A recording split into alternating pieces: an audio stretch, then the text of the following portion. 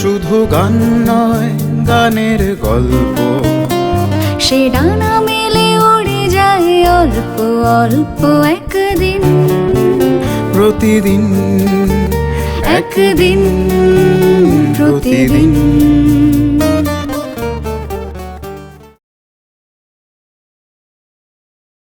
মায়া সেনের মতো একজন গুরু, মানে সেই সময়টা কত উদারতা ছিল।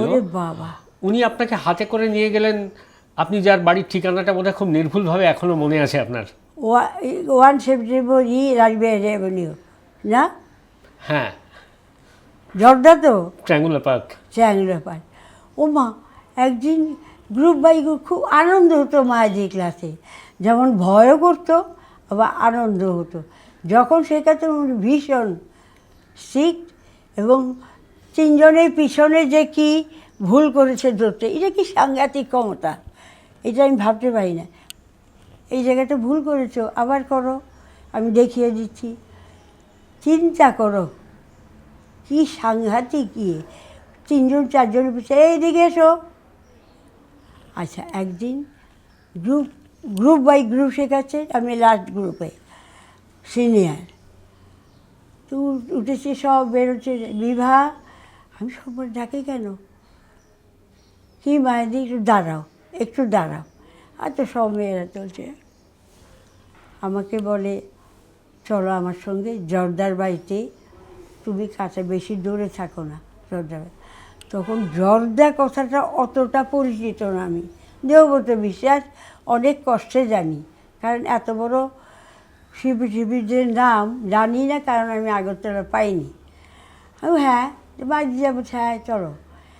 আমি ভাবছি, তারপর দেবব্রত বিশ্বাস বললো, ওরে বাবা এ তো বিশাল লোক, সব বনাস। চললাম, গাড়ি থেকে নামলাম, আমার তো ধারণা বিশাল প্যালেসের মতন বাড়িটা। ওমা, মায়ের দিকে হেঁটে গলির মধ্যে ঢোকে, সে কি গলির মধ্যে ঢুকে এসে ছোট্ট একটা ঘরের দরজার সামনে মায়ের দিকে দরজা, একটা কি মধুর সম্পর্ক এটা, আর বোঝাতে পারবো। মায়ের উঠেছে সঙ্গে, আমি তো বাংলার কথা বলি, আবার কারে লয়ে আইছেন, মানে আবার কারে নিয়ে এলেন, কত ইনসাল্টিং আমার পক্ষে। সে কি, আমি বলি বাঙাল কথা বলছে কেন উনি, উনি তো বাঙাল না, নাকি উনি বুঝেছেন আমি বাঙাল না, তাও না। তারপরে এখন আসেন আসেন, বউ খাইন মানে বসেন, মোড়া পাতা চেয়ারে মায়াদি উঠল। তারপর তো মায়াদি আমি, ও আমার ছাত্রী, ও এইবার জানেন তো দরজা, এইবার রবীন্দ্র ভারতীকে এমএ পাস করে। MA pass? সর্বনাশ করছেন কি, আপনি কাঁধে লুয়ে এলেন আমার কাছে, বুঝেছ? বলে যে সর্বনাশ, এত বড় পণ্ডিত লোকরে আপনি আমার কাছে নিয়ে আসতেন। মাঝি কিন্তু এই সময় তো জানি তো জর্দা এরকম কথা বলে, কিন্তু আমার ভাল লাগছে না। তারপর বলে যে জর্দা, ও কিন্তু বনের বটা এখানে না, ও আগরতলা। আগরতলা? কী যে খুশি, ও মা ওইটা তো আমার দেশই। আমি বললাম দেশ মানে দেশ, ওটা ওনার দেশ।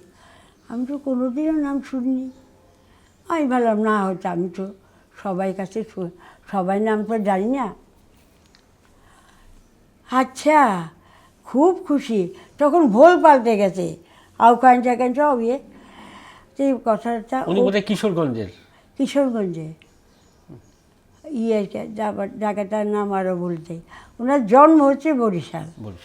এটা আশা পড়বো ওনার চরিত্র।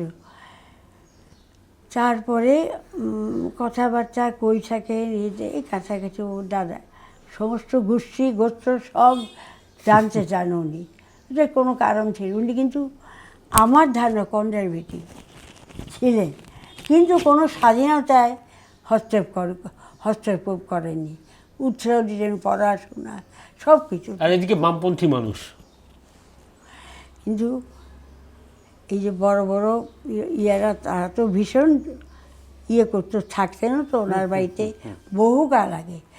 যেমন সৌম্য মিত্র আর তৃপ্তি মিত্র তো তৃপ্তি মিত্র, থাকতেন ওখানে উপরতলায়। যাই হোক, তারপর তো অনেক কথা বলে একটা গান শুনি একটা।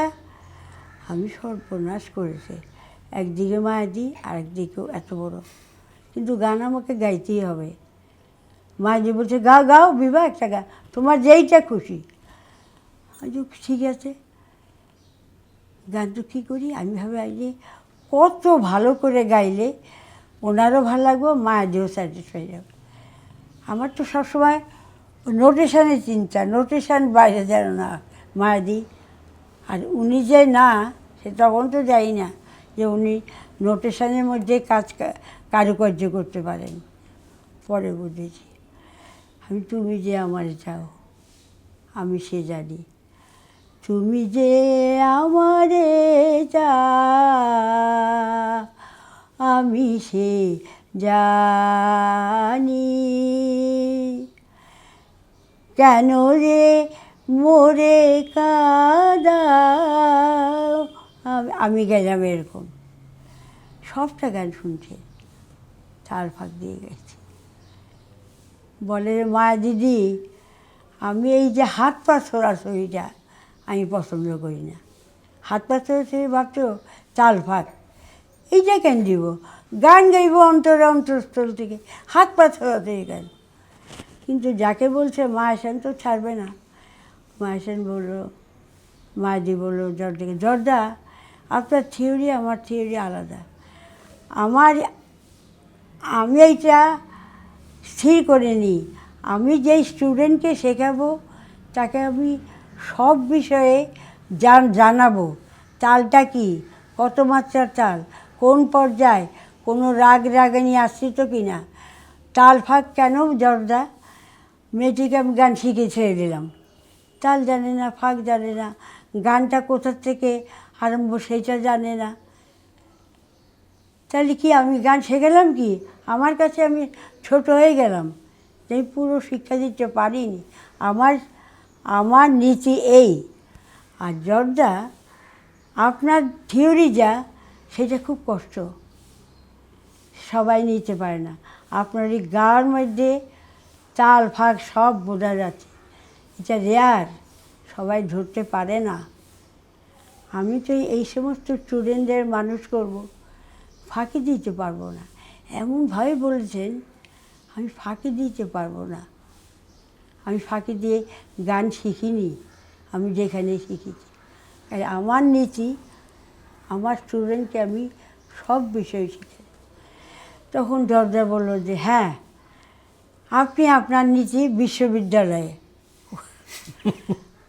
আপনি আপনার মায়াদি বিশ্ববিদ্যালয়। বলে হ্যাঁ, বিশ্ববিদ্যালয়ে কেন, আমার এই বাড়িতে ছাত্র সব জায়গায় কিন্তু আমি পারব না।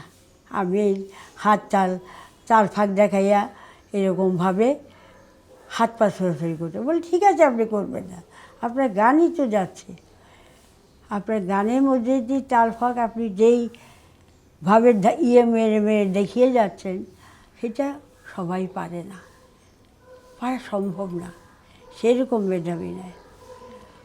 বলে ঠিকই কইছেন। আরে পারস্পরিক সম্মানও ছিল অসম্ভব। তারপর আমাকে বলে যে আপনি যে তুমি যে আমারে চাও গাইলেন, আমি গাই, আপনি শোনেন।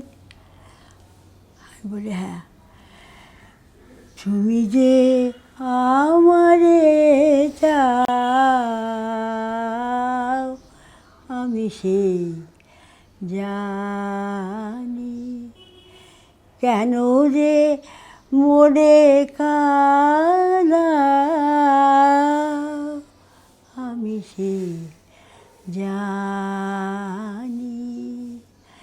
তুমি যে আমারে চাও আমি সে জানি। কোথায় নিয়ে গেছে গান, বলো ঋত্বিক? এরপর তো আর কিছু বলার থাকে না। আমি এরকম তাকিয়ে আছি দেখে ভালো লাগছে, আমি কিছু বলতে কাদাও শুনে আমার চোখে জল এসে, মানে কি গভীর উপলব্ধি থাকলে তবে এই বাণীকে এইভাবে তার রূপ দেওয়া যায়। আমারে চাও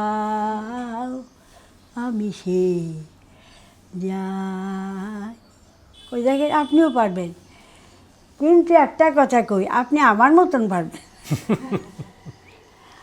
আমি বলি না আমি আপনার মতো পারবো, এইটাই করলাম, প্র্যাকটিস করেন।